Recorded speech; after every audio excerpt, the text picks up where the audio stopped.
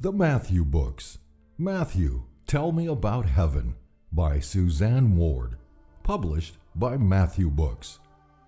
Facing Our Loss. Part 1. In the hours before my flight, I couldn't assimilate that news about Matthew. It wasn't real that suddenly he could be gone, and the familiar images I had of him when we were apart no longer would fit.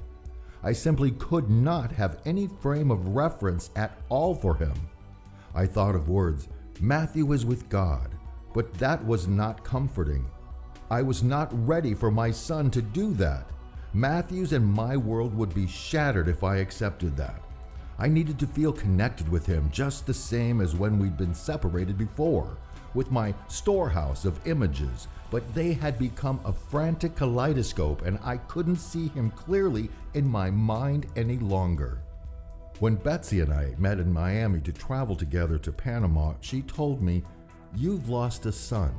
I've lost a son and a brother."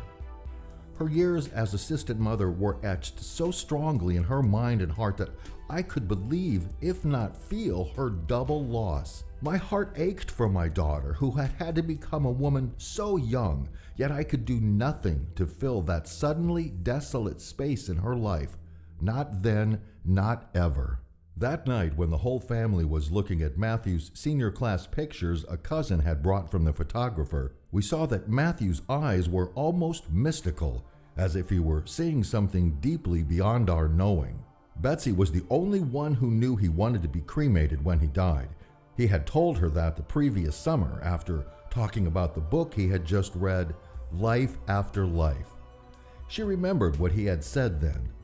What comes after life on earth has to be the greatest adventure of all. Could he have known that his adventure would begin only 7 months later? Eric told us he refused to believe what he had heard about Matthew.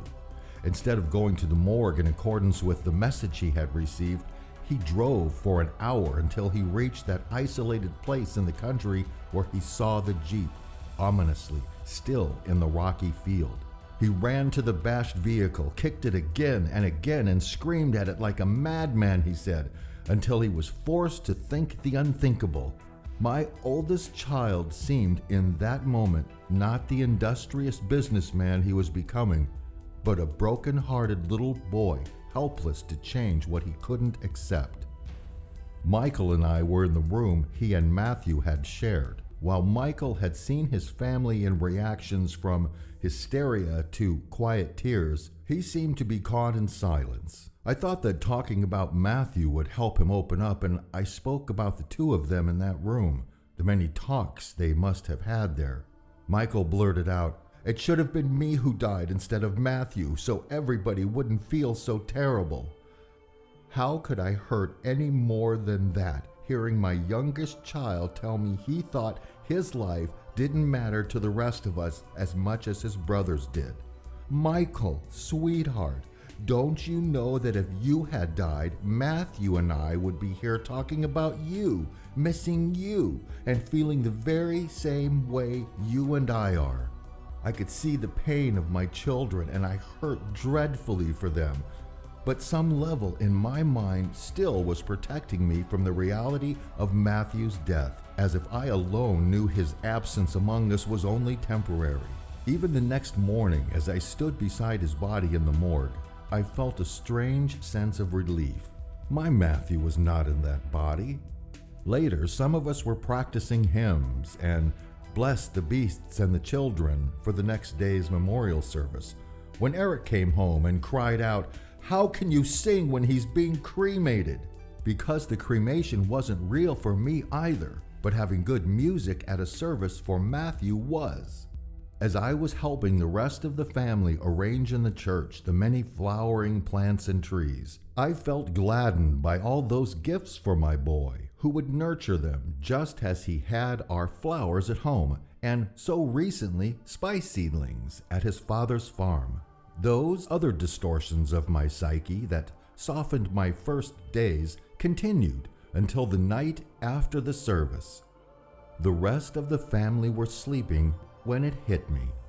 Matthew was gone forever. It came with such a blow that I rushed to the balcony so I wouldn't disturb anyone, and I sobbed so profoundly that my body became weak and my mind became clear. I had gone from delusion to consummate agony to an uncommonly peaceful acceptance in half an hour or so, and to my surprise, I was hungry. Only then did I realize that I hadn't eaten during my 3 days in Panama.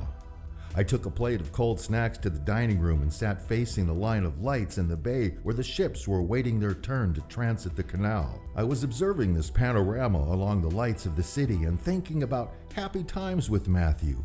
In the lovely hilltop condo belonging to my former husband and his wife, where Matthew had so recently been, I was feeling unusually serene. I was smiling, remembering my fearless son climbing a waterfall in the rainforest when the large open balcony doorway suddenly filled with a translucent image of Matthew's head. His gray eyes were sparkling, his mischievous grin was right there, and his skin coloring, evanescence though the image was his wholesome tan. The joy I felt was unlike any other moment. I could feel the love emanating from Matthew's image and coming into me, and the motion of my love flowing to him. Our all-encompassing love circle continued for perhaps a minute before the vision, which had so abruptly appeared, started slowly receding, as if reluctant to leave.